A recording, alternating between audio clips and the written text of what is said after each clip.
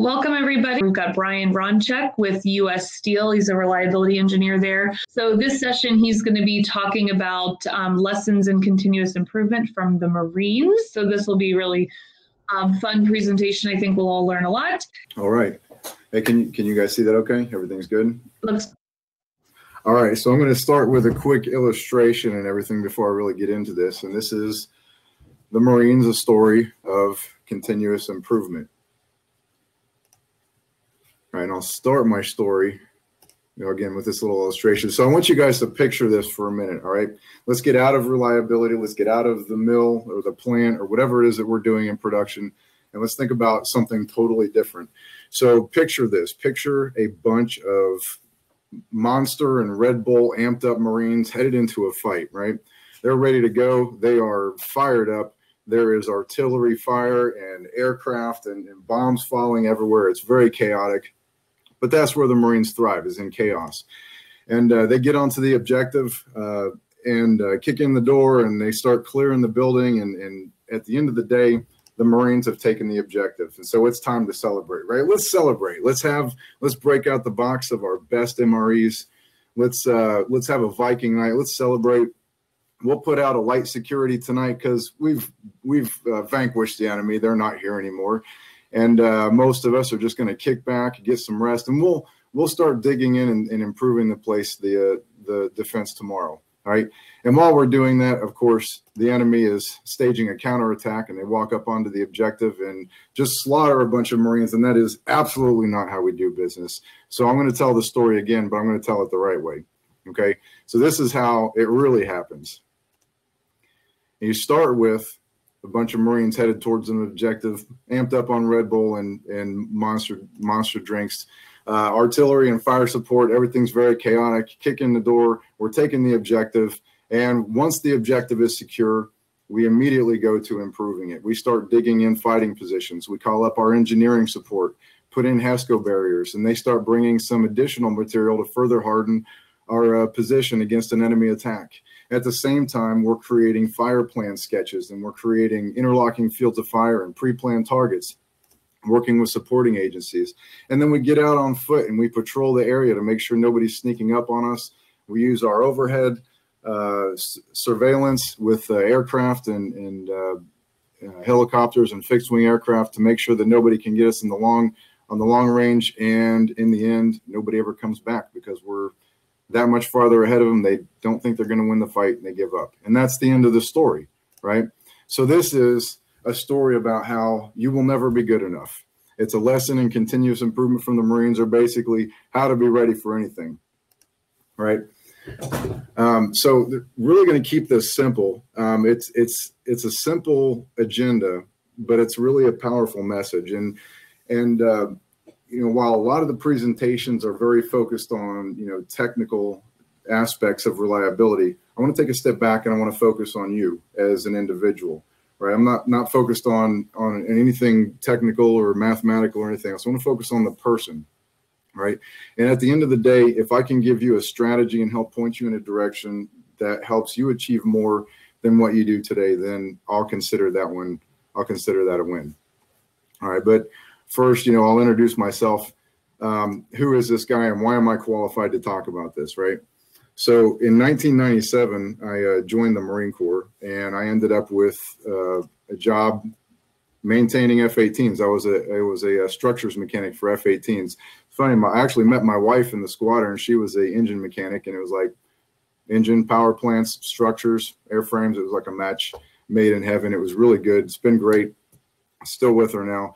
But I got picked up for an officer program, and so the Marines sent me back to school at Purdue. I got my bachelor's in aerospace engineering, and I don't know if anybody's heard, but aerospace is like the beginning of reliability, and maybe we can argue over that sometime over a beer. But I got my bachelor's in aerospace engineering, and in the Marine Corps' most infinite wisdom, they assigned me to the infantry.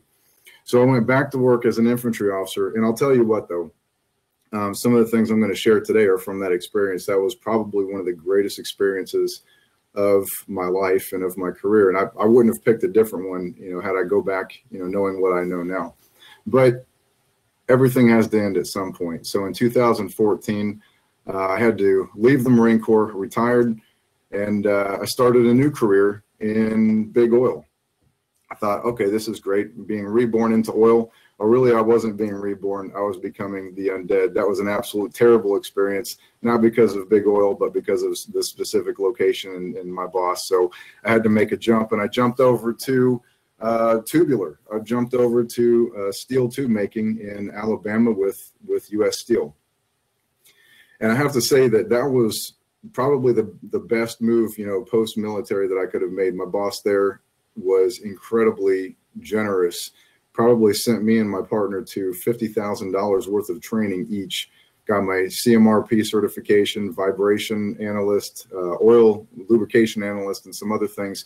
And this is the point where I actually realized that my entire previous life in the Marine Corps and reliability are exactly the same thing. And you're like, okay, how does that work? I don't know how it works, but it's exactly the same thing. And if you think about it, the Marine Corps is about, being successful every time, doing the mission successfully every time, having equipment and weapons that work every time, communications that work every time. And all those lessons, we never called it reliability, but that's what it was. And so I realized that I haven't been a reliability engineer for 3 years or 3.5 years. I've been a reliability engineer for 20 years. And according to Malcolm Gladwell, that makes me a expert in the field. That makes me a master of reliability. So that's how I'm qualified today to be here in front of you and talk about reliability on anything. So we can laugh about it, but it really was a great experience. In January of last year, I guess, 2020, I jumped up here to Pittsburgh to work in flat roll steel at US Steel. And ever since I've been here, we've been working on this strategy for accelerating reliability, and it's exciting to talk about, and we can get into that sometime. But that's who I am, and that's why I'm here. So what I want to talk about, the first agenda item is why continuous improvement. And the question that I have for you is, how much value can you create, right? So I wrote out this little formula. I don't know if it makes any sense or if it's even real, but I made it up, and it seems to help explain the idea. So as the value of the individual increases, the total value of the population increases, right? So here's the individual, the value over time, the value per time times time, and that sum that up for the population, and you get a total value. And I like to take things to far extremes to explain them, because you can sometimes at a far, when you take things to extremes, you can see actually how it works, and then you can bring it into a smaller scale and actually see it working. All right. So let's go back to the beginning of time in the hunter-gatherer family, and I'll introduce you to my little family here. This is Sky, Rain, Sun, Lake, and Jewel. And if you think about the value of the individuals and the value of this family, if they wake up in the morning, Rain goes out hunting for a dinosaur, Sky and Lake go out and get a couple of fish, Sun collects some firewood, and Jewel gets some berries. And at the end of the day, the value for that entire family is dinner, right? So if you think about what we do today, and if you go home and all you can show for your work for the day is dinner, we've probably got some problems, right? So if you take, let's expand this a little bit. Let's take 1,000 of them. Let's take a handful of families of hunters and gatherers, and let's put them through training. Let's put them in a different environment, give them some different tools, and turn them into 1,000 skilled workers. What's the value of 1,000 skilled workers? Well, if you think about shipbuilders, right? All these workers are putting this ship together, and at the end of the day, their value is paid for, monetarily, and they go home and they can not only get dinner, they can pay for a house, cars, cell phones, insurance, education, the entertainment, just about whatever. Think about our lives today. There's a whole lot of value that we get after one day's worth of work, right? And if you think about where that ship goes to somebody who's going to transport goods overseas. They're creating other jobs and creating, those goods are passed on to somebody else, and they're used for there's a whole lot of value created through training because things have been improving. So if we ever said hunter-gatherer family, that's as good as it gets, there's just nothing else on earth beyond the hunter-gatherer family, we would never have achieved where we are today. But this is a two-way arrow. And just like, we talk about future proofing, and that's the theme of the week. This week is that coronavirus, if it's shown us nothing else, it's shown us that, yeah, we can go from the hunter-gatherers to the shipbuilders, but we can also get locked down, go back to our houses and become the hunter-gatherers again and quit producing value. So that total value of the population is an incredibly important idea in reasoning for continuous improvement. So I'm going to take a history break. I love history. I hope you love history. If you can learn anything, it's from history. And so here's an example of continuous improvement. And I love this example. All right. So, and I'll ask for a raise of hands, but nobody can raise their hands. So you guys have all heard of where the marathon came from, the 26 miles, the race that we run. It came from this runner, Phidippides, who ran to Athens and said, we won the war, and he passed out. And he died with a heart attack. But that wasn't the case. And if you go back to ESPN and you look up their archives in 490 BC, it was the Persians versus the Spartans, and the Persians had too many players on the field, and the referees were turning a blind eye to it. So the Spartans were like, man, we got to do something about this. So as they're playing, the Spartans turn to Phidippides. Now, Phidippides is a professional runner, and he's a professional messenger. That was his whole job, was to run and take messages. So they turn to Phidippides and they say, Phidippides, go to Marathon and get us some help. And so he says, aye, aye, sir. And he starts running. Well, it's 140 miles to Marathon. It took him 36 hours to get there. So he gets to Marathon. He's probably totally out of breath. He's probably a mess. He gets there, takes a deep breath, and he says, we need help on the front line. Sparta's under attack from the Persians. And so at Marathon, they said, all right, rally the troops. We're going to Sparta to help. And they turned to Phidippides and they said, Phidippides, take this message back to Sparta. We're on the way. And he probably looked at him and he was probably thinking, oh my God. But he said, aye, aye, sir. And he started running the other way. So he goes 140 miles the other direction. 36 hours, he makes it back to Sparta. He gets to Sparta and he says, Marathon is on the way with support. And they said, great, but we're in a fight. So pick up a sword and help. And he's probably like, God, can I get a break? Can I get a break? But aye, aye, that's my job. So he picks up a sword and he fights. And before Marathon can even get there, the Spartans end up defeating the Persians with a Hail Mary into the end zone. They win. And everybody wants to celebrate, but they turn to Phidippides one last time and they said, Phidippides, this is so great. Run to Athens so that they can spread the news to everyone that we won against the Persians. And so Phidippides says, aye, aye. And he runs to Athens, 26 miles, 3 hours later, delivers the message that they won, and he dies of a heart attack. So that's 306 miles. I mean, that's an enormous amount of running. And one guy. So what's the value of Phidippides? The value of Phidippides was there any value in him running the marathon? No, because those guys never got there. And then eventually he ran to Athens and dies of a heart attack just to deliver one message. Can it get any better than that? Well, at the same time, roughly, the Great Wall of China, right? The Chinese decided, instead of running, let's just set fires and we can send a message 300 miles in a few hours. That's like the ancient equivalent of email. So they did what Phidippides did in a couple of hours without killing a guy. So increasing the value of the individual, right? Let's come up with a better plan. It can always get better, right? Well, here's another example. And you guys have probably recognized this. This is Neuschwanstein Castle in Germany. This is King Ludwig of Bavaria in 1869. It actually took him 3 years to build this castle. And you guys probably recognize some of the features from Disneyland or Disney World, because this is the castle they used to craft those features. So in 1869, he finishes and he probably looks around and he says, I've got a pretty good fortress. It doesn't get any better than this. Look, I got valleys around me. I've got protection from barbarian attacks. I've got fields and trees for hunting and planting farms.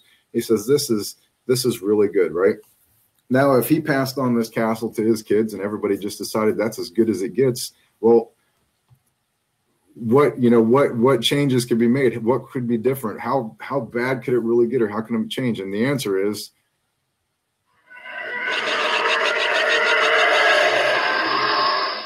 of course, this was a long, long time ago in a galaxy far, far away, but things can be so much different if we continue to improve. You know, so you look at the Empire, they made the Death Star and somebody blew it up. So they made a bigger Death Star and somebody blew that one up. So eventually they turned a whole planet into a Death Star and then somebody destroyed that. And, you know, the fight goes on and on, but they're always, I got to give it to them. They're always improving. So continuous improvement, right? Always room for improvement. So the next thing I want to talk about really is leading continuous improvement, right? So the foundation of your organization's culture really is you as a leader.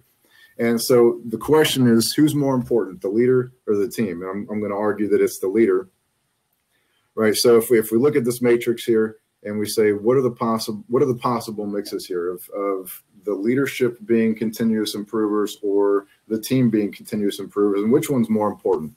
So if we look at this, right?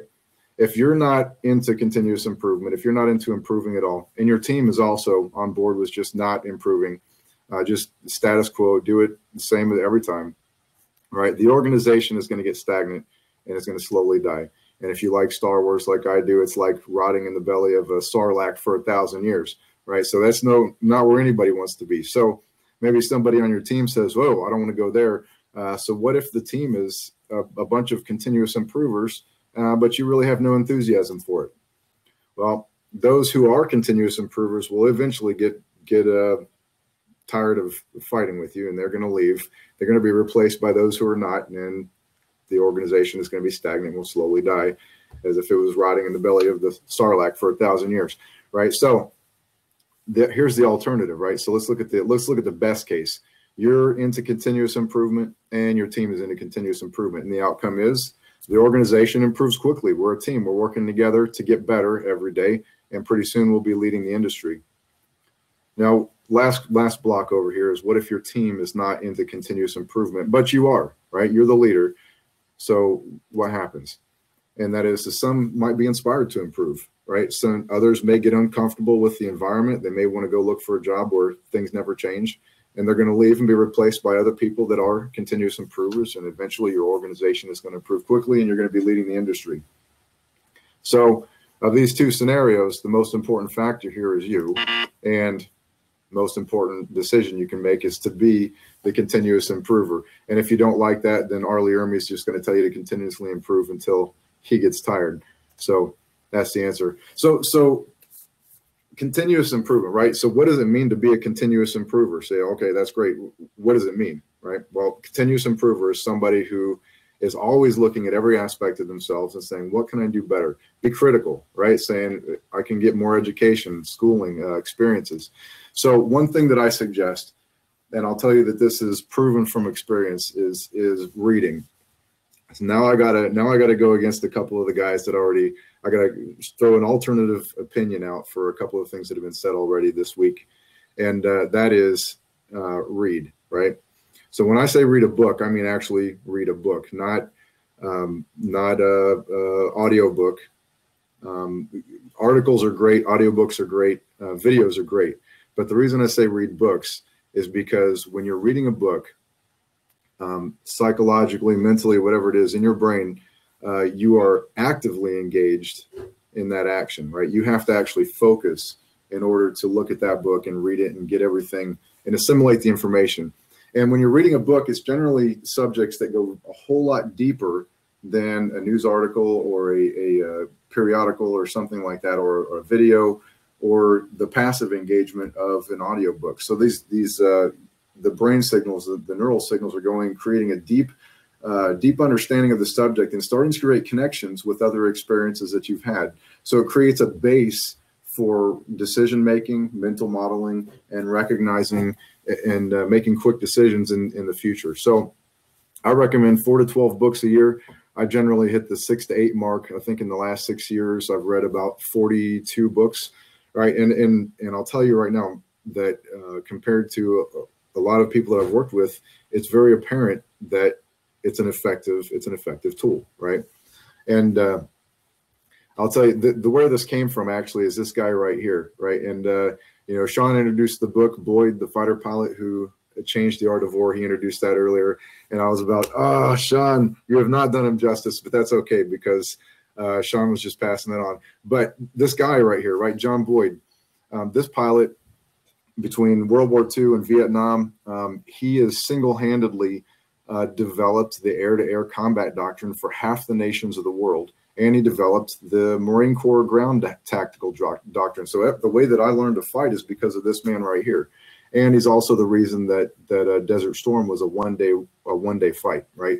So when it's all about decision-making cycles and different things like that, I encourage you to read it. You won't be able to put the book down. It's incredibly, incredibly exciting. But out of all that reading, we can take those books and we can take all this information and we can bring it to work. The other thing is education, right? Always looking for formal schooling, because that's another thing. Who can ever teach themselves? You can't teach yourself everything. You can learn a lot on your own, but you can't teach yourself everything. And so this one right here, I earned my SMRP a couple years ago. Absolutely great experience. And the knowledge that I got, doing that has been key to what I do today. So always looking to improve yourself. And then, of course, life experiences, because with all this information, you can compare it to your life. You can learn from mistakes and always grow and get better. Let's see.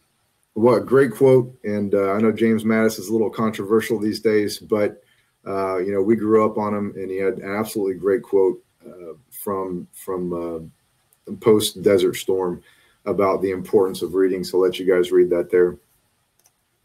But that brings us to time for another history break, right? So I'm going to jump in here. What else in history can we learn about leadership and the effect of the leader on the outcome and on the improvement, right? So let's go back again. Let's pull out the ESPN archives. Let's go back to 1805. And it was the British Royal Navy at the French and Spanish fleet. And really, the British came a little ill-prepared, right? They only had 27 ships against 33 ship opposition from the French-Spanish fleet. So the French, they were led by Napoleon, right? So you guys know a little bit there. That puts it kind of in time frame. And the tactics of the day, with those big tall ships with the big sails, was that you would line up in different directions and everybody would sail past each other and they'd just start shooting, just broadside, shoot at each other. So really it was a fight of attrition. And with the 33 ships on the French-Spanish side, you can bet that the British were worried that they weren't going to win, because there's probably going to be about 6 French ships left when it's all over, right? So what they did, right? This is Admiral Lord Horatio Nelson, right? He actually spent years developing the captains of the ships in his fleet. And so he knew their capabilities. He knew them very well. And he knew that if he gave them a good commander's intent, he could turn them loose and they would execute without having to look back to him for permission. But on Napoleon's side, on the French and Spanish side, it was totally the opposite. Napoleon was giving orders to be, from the land for his fleet to do some very, very specific things. And even in the fleet itself, the ship that was in the center would be the admiral's ship, and it would be the flagship, where they would be sending messages to the left and the right down the line to control everything that was happening. So everybody would hold on for a decision until they looked back to the flagship to see what to do. So what did Lord Nelson do? Lord Nelson turned his ships the wrong way into 2 lines and drove right through the middle of the French and Spanish fleet, cutting them up in 3 parts. So while they're driving in, the French and Spanish, they can't shoot them because those guns only go one direction, straight out the broadside. So they couldn't do them. So as the British drove through, they tore through the fleet, they destroyed the flagship. Everybody on the British side was making their own decisions. They had the commander's intent, go out there, get it done. If you pull up against another ship, you're not going to be wrong by shooting them down. So just go out there and make it happen. Don't look to me, just make it happen. On the other side, the French and the Spanish were, look at me, I will coordinate the entire fight. Everybody looking, of course, he's gone, and they were looking for a message and nothing's happening. So no decisions are being made, right? So the decision-making cycle on the British side is very fast. Everybody has permission to make decisions. On the French and Spanish side, nobody can make decisions. And of course, you know who won. Out of the 27 British ships, all 27 survived. Out of the 33 French ships, they lost 22 of them, and the rest were captured, right? Modern day, right? The USS Benfold. Here's another great book. If you want to read that, that's a leadership book that will blow your mind. It gives you some tools as a leader that you probably haven't even considered before. So I really encourage it. But one story out of this book is about Radioman First Class John Rafalko. So if you remember in 1997, Saddam Hussein started to get a little squirrely again, and we had to go respond. So we have some ships out in the Gulf. We have some troops on the ground, and there was a huge problem. Nobody could communicate. All right, on the American side, nobody could communicate. We had outdated technology for sending messages and emails. But this ship, the USS Benfold, had some technology aboard. It was a brand new ship, had some technology aboard. And Radioman First Class Rafalko had read through the entire manual. He was becoming the best that he could be at understanding that system. And he came to the captain and he said, Captain, he says, that's not what this is for, but I think I can reconfigure it to enhance the communications in the Gulf. And the captain gave him the go ahead. He said, take the initiative, do it. And within a matter of days, a backlog of 6 weeks of unsent messages was pushed through, and they had instant communications, right? So incredible story, but it's all about, the empowerment from the leader. He created a culture of continuous improvement, and we'll get a little more into that in this section, which is continuous improvement in the organization, right? You can be the best leader, you can fight alone and unafraid, but you can't be ready for anything all by yourself. You have to have a great team, right? So I like to use this example from my time at Fairfield, Alabama, right? So our conversion cost down there is, a handful of $100 per ton of steel that we make. And if me, as the reliability engineer, if I can come up with an idea to save 25 cents per ton, right? That gives us $150,000 per year improvement. It's like, okay, not bad, 25 cents a ton. But we got 600 employees. And if each one of those employees takes it on themselves to find 5 cents a ton to improve, that's an $18 million per year improvement, right? So if everyone helps, it's incredible. It's incredible what you can do. But the question is, why would anybody want to help, right? And I put this down here, continuous improvement leads to a more efficient operation, leads to a greater market share, means our business can thrive and survive. And the end goal is a stability for our family and our future, right? It's about taking it home. It's not about the business. Each one of us has a 401k or some other things. And if the business goes under, we pick that up and we walk to some other business and we keep working.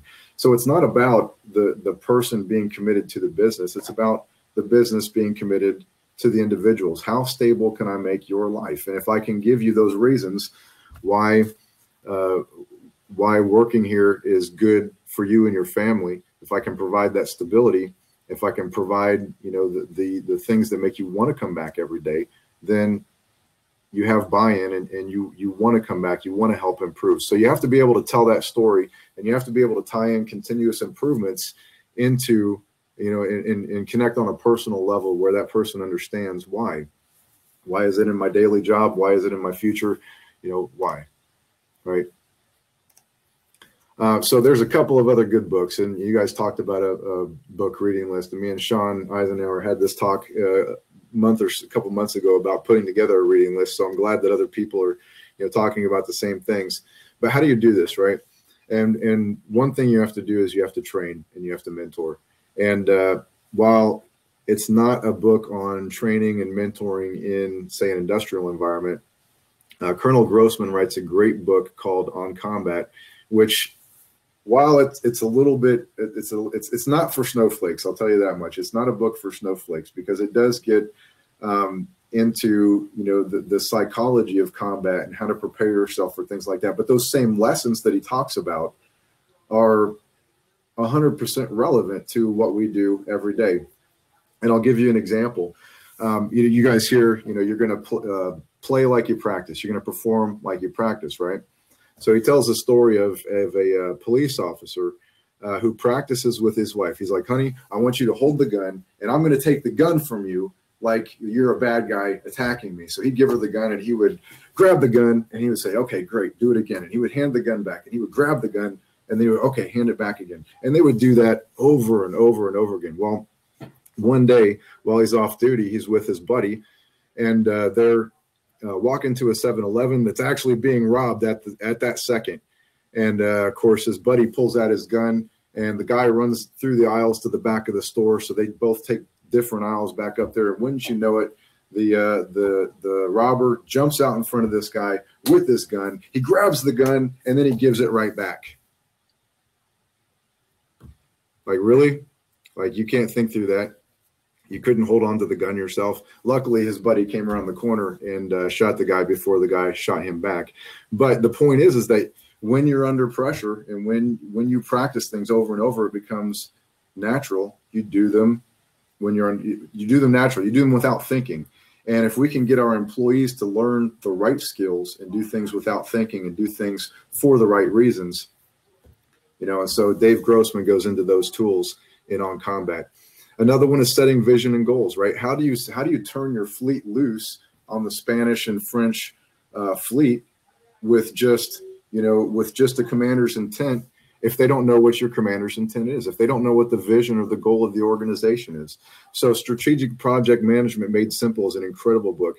It's on project management. It's by Terry Schmidt, and it is not a replacement for like a PMI or some project management certification or anything like that. What he talks about is how to take all those project managers and take all those projects and keep them organized and keep them fit underneath a vision and goal for the organization. Because how many times have we been both working on projects and those projects counteract each other? They're detrimental if they're both executed, right? So, and we don't know that because we don't have a vision to follow and we don't have somebody managing the organization. So that's a great one. And of course, empowering people from Captain Abershoff, great book, talked a little bit about it already. And so I encourage you, please, as an individual, if you can improve yourself, right, then you'll be able to improve your people. And if you can improve your people, you can improve the organization. If you can improve the organization, you'll be able to outdo any competition or outlive and outperform any down cycle in the economy that comes. So one last history break. Here we go. Let's dive into history one more time. This guy here, Frederick Winslow Taylor, right? In 1900, he went to the Paris Exposition. I'll get that right eventually, right? He's from Bethlehem, Pennsylvania. And what he demonstrated in the Paris Exposition was that he could make steel 5 times faster than anybody else. And the whole world was just floored by what this guy could do, right? He was using the same equipment. He was using the same processes as everybody else. But what this guy did different is that he turned it in, he did a, what do you call it? Like the gimbal walks and the Kaizens and the things, we didn't have names for them back then. He didn't have a name for them, but he turned it into a production, call it a machine, the management process of standardizing and duplicating the same things over. So he would put all of his machinists in a room and he would say, who does it best? You do it the best. Let's document that. That's how everybody's going to do it.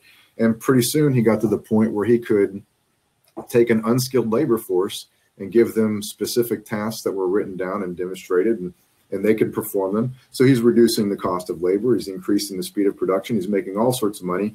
He demonstrates this at the Paris Expedition. And this was absolutely groundbreaking, right? But that was 1900. And you and I both know that between 1900 and now, things have changed a lot, right? The speed of communication and speed of change is incredible. And so while what he was doing back then was groundbreaking and it was just what they needed, it doesn't work today, right? You can have, there's a difference between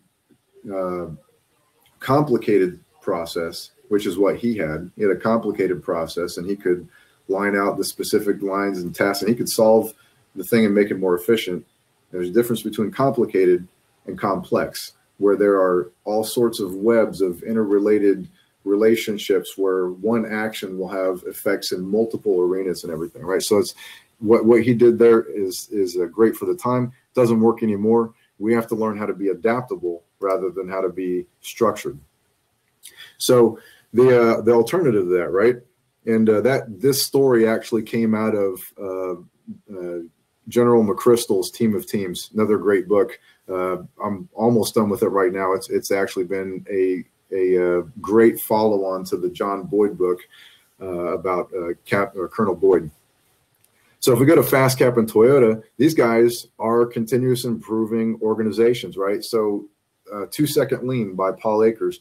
So FastCap, if you don't know them, I believe they make the tiny little plastic caps that go over the little holes in the furniture you make from Target or IKEA. You put the little screw in, you pop the little cap on. That's really one of the things that they do, and they do it really well. But the culture that he's created in his organization is incredible, because he spends time with people every day, helping them to improve their job by just 2 seconds per day, right? Toyota Way to Lean Leadership. I read this book, and this is actually the reason when I walked into Big Oil that I realized that I had died and was in a zombie graveyard, right? Because everybody in the organization I was in, they didn't want to do anything better. They just wanted to show up. And in this book here, I remember the story of Toyota learning how to change over their production lines in 15 minutes. You could change a whole car production line in 15 minutes. And I'm in oil, and I can't change from 1 quart bottles to 4 quart bottles in anything less than 4.5, mostly 9 hours. We lost 42 days of production in 1 year, and we only worked 5 days a week. I was like, that's unacceptable. I don't like it here. You know what I mean? So with the culture here, a couple of great books again. But you have to create a culture of improvement. And here's the best illustration I have, right? Now, I apologize if this doesn't play. Maureen, let me know, but I hope this works out for you guys. This is a Marine in combat, in one of our combat Marines in OIF, OEF, and he's going to demonstrate shooting 2 rounds and reloading and how fast he can do it. And this guy is demonstrating the M1, which we used in World War II, and he's going to take some shots and he's going to reload. So I'm going to let you guys watch. I hope you can hear the sound. I'm going to let you guys watch this, and we'll talk about it. I know my time's getting close here, so here we go. Stand by. You ready? Set, go. 2. All right, I'm gonna back that up a little bit. That was a little delayed. I want you to see him exactly in sync because it's incredible. Here we go. Stand by. You ready? Set, go.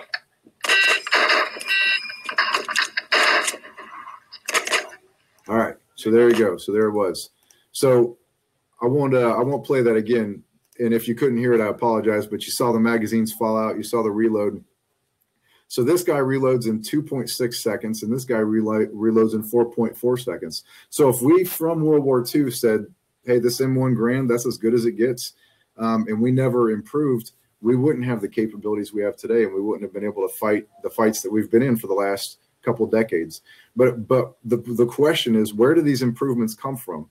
Because they don't come from headquarters Marine Corps. They don't come from, the Pentagon. They don't say, we're going to improve. Everybody's going to do this. This all comes from the ground. These are 17, 18, 19-year-old men and women out on the front lines, and they realize that if they don't get better every day, that they're at risk of losing their lives. So you see, this guy can load 5 rounds. This guy can load 30 rounds. That's a big improvement. This guy has no armor. This guy has some. Well, that didn't come because Marine Corps Systems Command gave it to us first. Somebody came up with the idea and asked for it and probably made some makeshift armor themselves. You see the magazine pouches. Those magazine pouches are like generation 3 or 4, and every time we would get issued them, some Marine would go and cut it up and move it and make it better until we can reload that fast. So the point is the people. Are the people engaged on your front lines? Because if they're not, you'll never achieve that $19 million improvement because everybody's contributing 5 cents. You'll only achieve the $150,000 improvements because only your leadership is engaged. Yeah. All right. I have a story I won't get into too much, but I did have the chance, the opportunity in my career, as I'm doing now, but in the Marine Corps, I had the pleasure and honor of serving as a company commander at Parris Island recruit training. Met some incredible people there, but we achieved some really awesome things by using the lessons out of Captain Abershoff's book about the Navy and out of some of those other books and taking those ideas and realizing that I can't do it by myself, empowering those drill instructors to make the best recruits into the best, basically trained Marines possible. And we ended up breaking some records for an entire year. Lowest attrition, highest morale, and 0 heat casualties were, on the final training event, which normally it was 30 to 40 per company. And it was incredible. And you can read about it. I've got an article here. I wrote a couple of them for SMRP magazine. Just shoot me an email or something if you'd like a copy, because I love sharing those stories and talking. Those guys deserve so much credit, but great stories. But it's about engaging your people. So I'll leave it with that. I hope there's something that you were able to get out of that. I know we have a few minutes left. Why continuous improvement? It's about the sum of the individual values, and you have to increase that sum. And you can't go backwards, right? Why leading continuous improvement is because us as leaders, we are the tip of the spear. We have to read and to become better leaders. And then continuous improvement in the organization. Never stop empowering your people, because they are the key to unlocking that. So I will leave it with that. Thanks for having me, Maureen. Yep.